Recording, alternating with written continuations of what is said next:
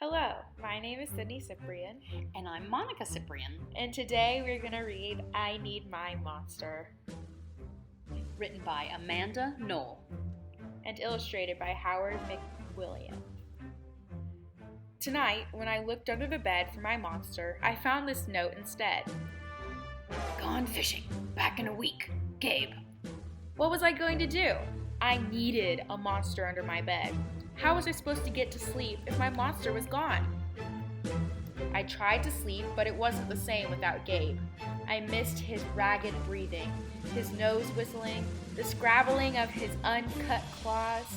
How would I ever get to sleep without Gabe's familiar scary noises and his spooky green ooze?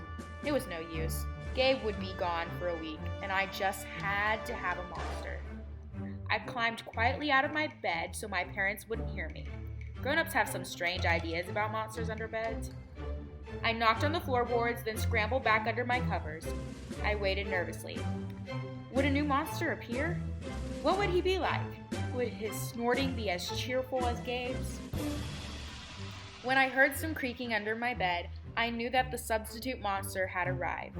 Good evening, said a low, breathy voice. My name is Herbert, and I will be your monster for the evening. Herbert? What kind of name is that for a monster? You don't sound scary at all. Have you ever scared a kid before? Well, no, but I have read all the best books on the topic. Do you have long teeth and scratchy claws? I asked. No, but I have an overbite and I'm a mouth breather. Listen. Herbert's panting was kind of scary, but it wasn't enough for me. Listen, Herbert, I'm sorry. I just don't think it's going to work. It's nothing personal, but I really need a monster with claws. Picky, Herbert complained. As you wish, I'll go. There was some more creaking, and then Herbert was gone. Some scratching warned me that a second monster had appeared. Good evening, he said in a high, silky voice. My name is Ralph. I understand you need a monster with claws. If you would please lean over, I will hold out an arm for inspection. I crouched on the edge of the bed, hoping to see a horrible, shaggy arm with sharp, ragged nails. Instead, I was surprised to see sleekly brushed fur with smooth, shiny claws. Excuse me, I don't mean to be rude, I asked, but is that nail polish on your claws? Yes, it is, Ralph replied. I believe professional monsters should always be well groomed. I could tell that this was not going to work either. I'm sorry to disappoint you, Ralph, but I need a monster with scary claws. Like Gabe's, I thought. I heard some more scratching and I knew Ralph was gone. A minute later, a third voice from under the bed rasped. Check out these claws, kid. I gathered my courage and peered over the edge. The claws were impressive. Jagged and dark and razor sharp. So far, so good. I was a little nervous. Could you stick out your tail? I whispered. Sure, but don't get scared. I peeked through my fingers at the slimy tail slithering over the foot of my bed. That's when I noticed the bow.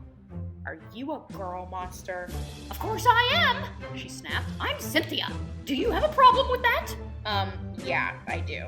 I admitted. I definitely need a boy monster. Boy monsters are for boys and girl monsters are for girls. Everybody knows that. Well, aren't you a picky one? She sniffed, and then she was gone. Was I being too picky? No, I knew that my monster needed to be well-clawed and menacing. The whole point of having a monster, after all, was to keep me in bed, imagining all the scary stuff that could happen if I got out.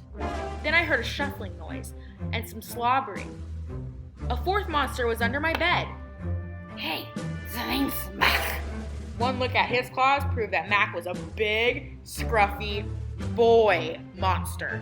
I shivered. Maybe this one will work out. Those are excellent claws, but do you have a long tail? I leaned over to see. No, my tail is stumpy, Mac slurped. But I do have an unusually long tongue. Why would I be afraid of a long tongue? I asked. Oh, I don't know, he said, trying to sound terrifying. You never know when I might lick you. I fell back on the bed laughing. Well, if you're not even going to try to work with me, Mac whined, I held in my giggles. I really don't think you should send me away, he warned. Kids who reject 5 monsters in one night. I did not reject 5 monsters tonight, I interrupted. My regular monster went fishing. Fishing, eh? Maybe this left because you're so picky. Fine, I'm out of here, but I wouldn't expect another monster tonight if I were you. How was I ever going to get to sleep without my monster? I was surprised to hear more creaking under the bed. Loud creaking, with scratching. I thought no more monsters were going to appear tonight, I said. Sorry I'm late, kid. It was Gabe. I thought I would enjoy fishing, but I didn't, he explained. Those fish scare too easily. No challenge at all. You, however, are challenging, my friend. You're almost too old to be afraid of monsters. You keep me on my toes. Ah, toes, a delicious snack.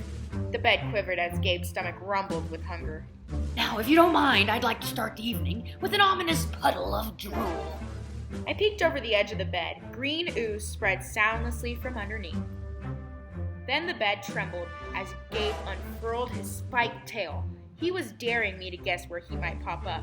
I shivered. So, you had some substitute monsters tonight, Gabe said, sharpening his claws on my bedpost. Were you scared? Then Gabe started tapping. I could tell he wanted to know if I still needed him. No other monsters can scare me like you, I giggled, diving under my covers and pulling them up tight.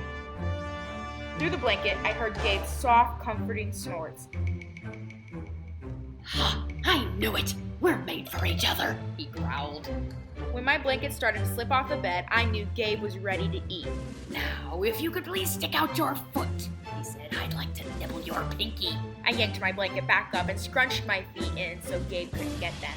No toes tonight, but you can have this, I offered, pushing a pillow off my bed. I didn't even hear it hit the floor. Gabe was back. The ooze was perfect. Everything was back to normal. I shivered again. I'd be asleep in no time. The end.